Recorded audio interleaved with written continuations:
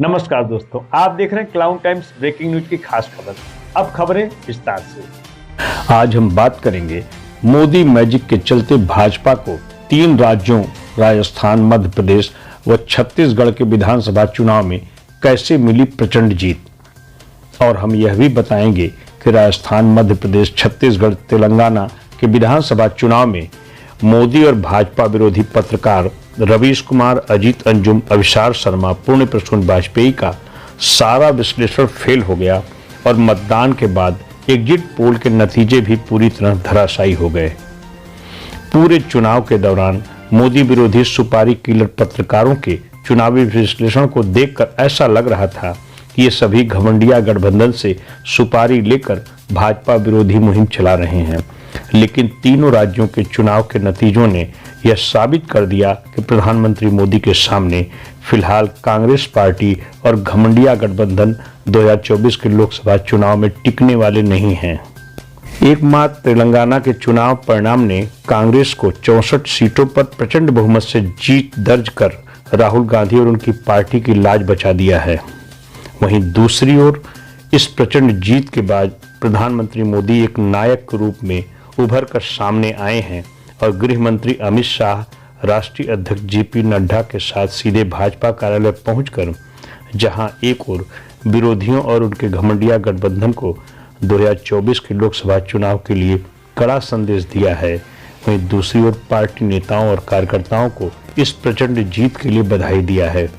देखिए पार्टी मुख्यालय पर क्या कह रहे हैं प्रधानमंत्री मोदी। भारत माता की आवाज तेलंगाना तक पहुंचनी चाहिए। भारत माता की,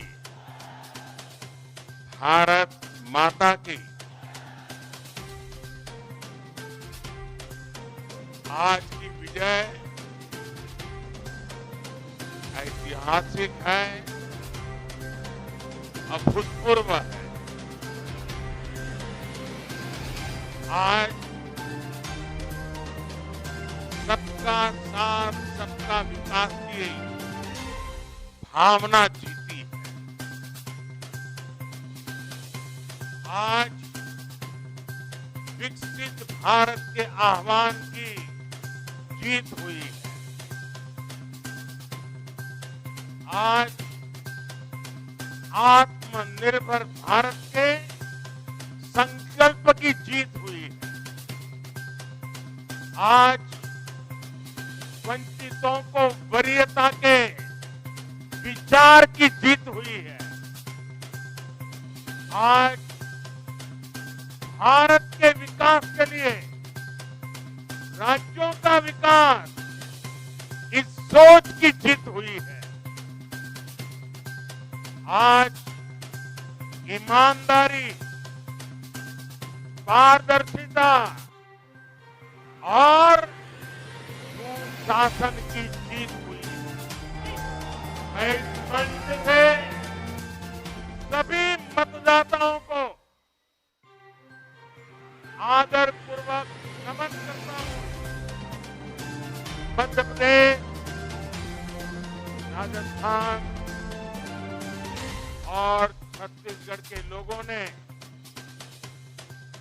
भाजपा पर भरपूर स्नेह दिखाया। आज भी मेरे मन में यही भाव है। इस चुनाव में देश को जातियों में बांटने की बहुत कोशिशें हुई, लेकिन मैं लगातार कह रहा था कि मेरे लिए देश में 4 जातियां ही सबसे बड़ी जातियां हैं। और जब मैं इन 4 जातियों की बात करता हूं, हमारी नारी शक्ति, हमारी युवा शक्ति, हमारे किसान और हमारे गरीब परिवार, इन 4 जातियों को सशक्त करने से ही देश सशक्त होने वाला है। आज बड़ी संख्या में हमारे ओबीसी साथी इसी वर्ग से आते हैं। आज बड़ी संख्या में हमारे आदिवासी साथी इसी वर्ग में आते हैं। और इन चुनावों में इन चारों जातियों ने भाजपा की योजनाओं और भाजपा के रोड मैप को लेकर बहुत उत्साह दिखाया है। आज हर गरीब कह रहा है वो खुद जीता है। आज हर वंचित के मन में भावना है कि चुनाव वह खुद जीता है। आज हर किसान यही कहता है ये चुनाव हर किसान जीता है। आज हर आदिवासी भाई बहन ये सोचकर खुश है कि उसने जिसे वोट दिया वो विजय उसकी अपनी है। जो 2047 में भारत को एक विकसित राष्ट्र देखना चाहता है। रैलियों में मैं अक्सर कहता था कि इन चुनावों में नारी शक्ति ये ठान कर निकली है कि भाजपा का परचम लहराएगी। और जब देश की नारी शक्ति किसी का सुरक्षा कवच बन जाए तो कैसी भी ताकत उसे नुकसान नहीं पहुंचा सकती। आज नारी शक्ति वंदन अधिनियम ने देश की माताओं, बहनों, बेटियों के मन में नया विश्वास जगाया है। आज देश की हर महिला में ये भरोसा जगा है कि भाजपा सरकार में उनकी सक्रिय भागीदारी को नई बुलंदी मिलने वाली है। आज हर बहन बेटी को साफ साफ लगता है कि बीजेपी ही नारी गरिमा, नारी सम्मान, नारी सुरक्षा की सबसे बड़ी गारंटी है।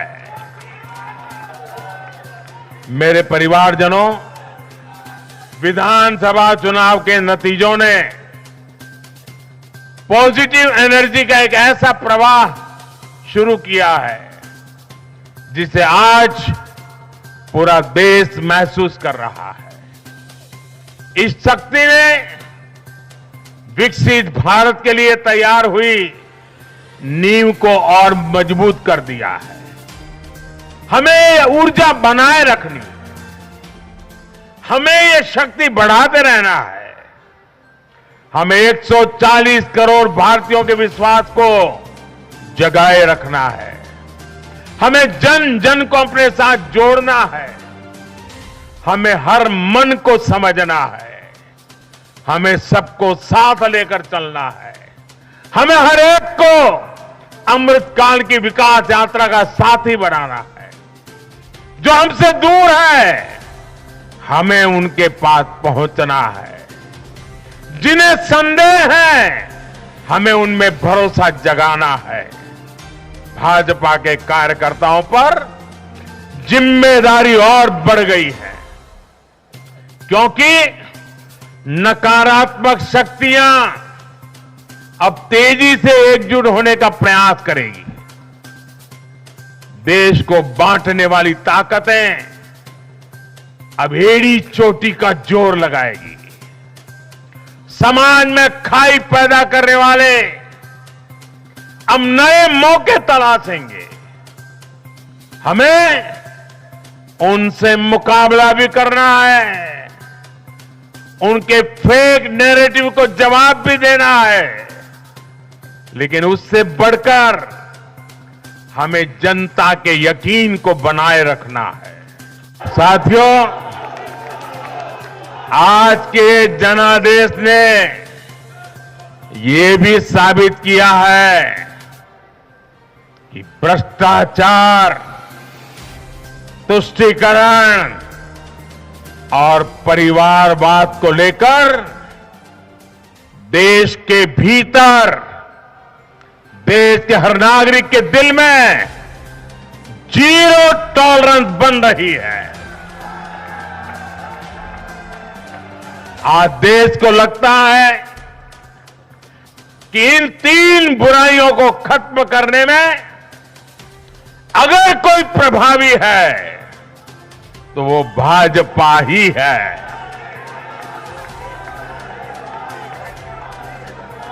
भाजपा की केंद्र सरकार ने देश में भ्रष्टाचार के विरुद्ध जो अभियान छेड़ रखा है उसको भारी जन समर्थन मिल रहा है। ये उन दलों, उन नेताओं को वोटर की साफ साफ चेतावनी है जो भ्रष्टाचारियों के साथ खड़े होने में जरा भी शर्म अनुभव नहीं करते। उन लोगों को देश की जनता ने आज साफ साफ संदेश दे दिया है।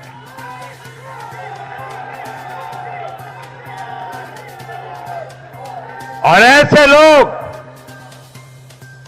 जो भांति भांति के तर्कों से भ्रष्टाचारियों को कवच देते हैं, कवर अप करने की कोशिश करते हैं, ऐसे लोग जो भ्रष्टाचार पर कड़ा प्रहार करने वाली जांच एजेंसियों को बदनाम करने में दिन रात जुटे हुए हैं, वे समझ रहे हैं ये चुनाव नतीजे भ्रष्टाचार के खिलाफ लड़ाई का भी जन समर्थन है। ये चुनाव नतीजे कांग्रेस और उसके घमंडिया गठबंधन के लिए भी बहुत बड़ा सबक है। सबक यह है कि सिर्फ कुछ परिवारवादियों के मंच पर एक साथ आ जाने से फोटो कितनी अच्छी निकल जाए, देश का भरोसा नहीं जीता जाता। देश की जनता का दिल जीतने के लिए राष्ट्र सेवा का जज्बा होना चाहिए और घमंडिया गठबंधन में रत्ती भर भी वो नजर नहीं आता है।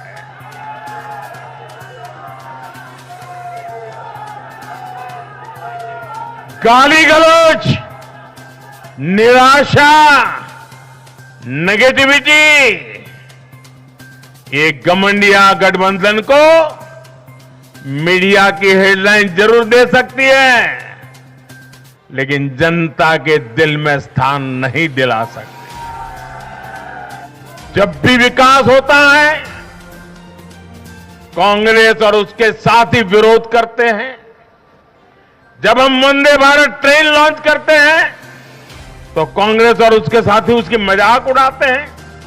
जब हम आयुष्मान भारत लॉन्च करते हैं तो कांग्रेस और उसके साथी इसमें रोड़ा अटकाते हैं। जब हम गरीबों के लिए घर बनाते हैं तब कांग्रेस और उसके साथी रुकावटें डालते हैं। जब हम गरीबों तक नल से जल पहुंचाते हैं तो कांग्रेस और उसके साथी इसमें भ्रष्टाचार का रास्ता बनाने में लग जाते हैं। जब हम ग्रामीण विकास के लिए फंड बेचते हैं तो कांग्रेस और उसके साथी इसे गरीबों को तक पहुंचने में रुकावट डालने की कोशिश करते हैं। ऐसी सभी पार्टियों को आज गरीबों ने चेतावनी दी है, सुधर जाइए, वरना जनता आपको चुन चुन करके साफ कर देगी।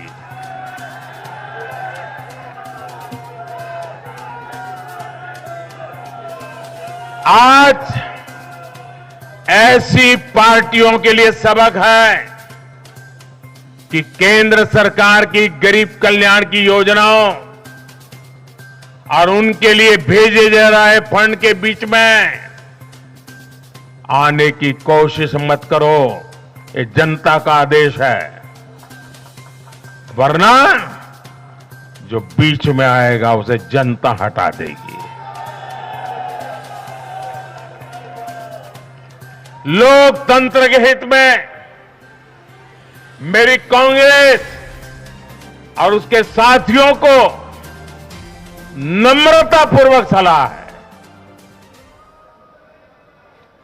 कृपा करके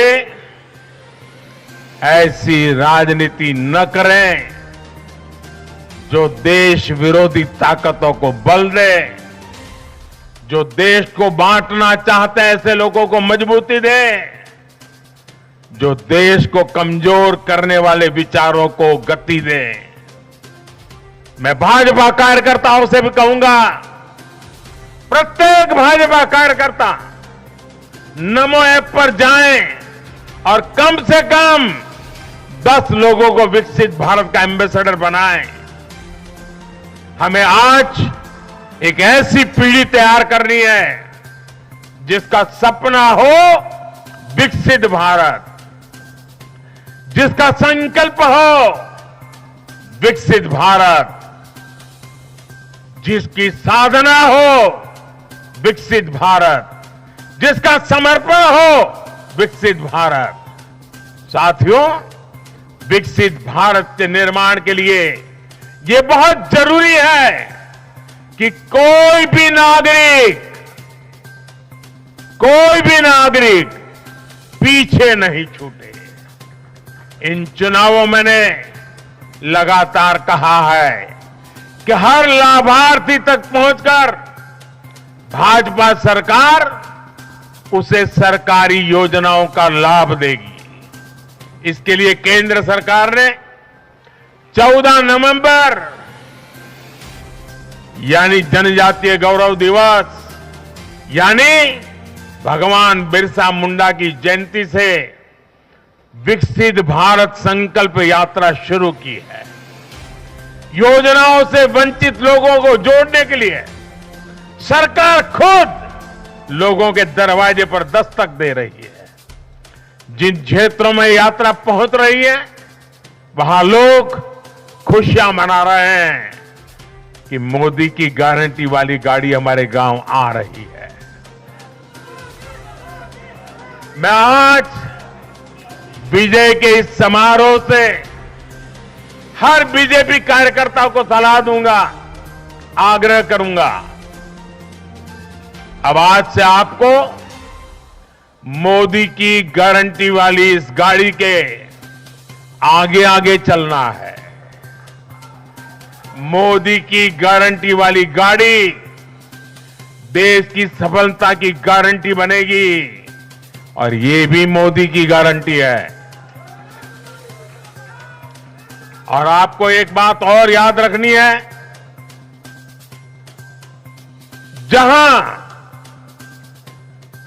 जहां दूसरों से उम्मीद खत्म होती है वहां से मोदी की गारंटी शुरू होती है।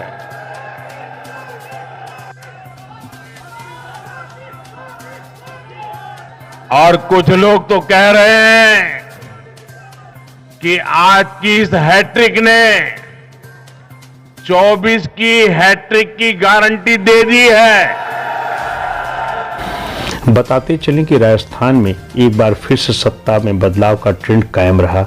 विधानसभा चुनाव 2023 के मतगणना के अनुसार भारतीय जनता पार्टी पूर्ण बहुमत के साथ 5 साल फिर से राजस्थान में सरकार बनाएगी।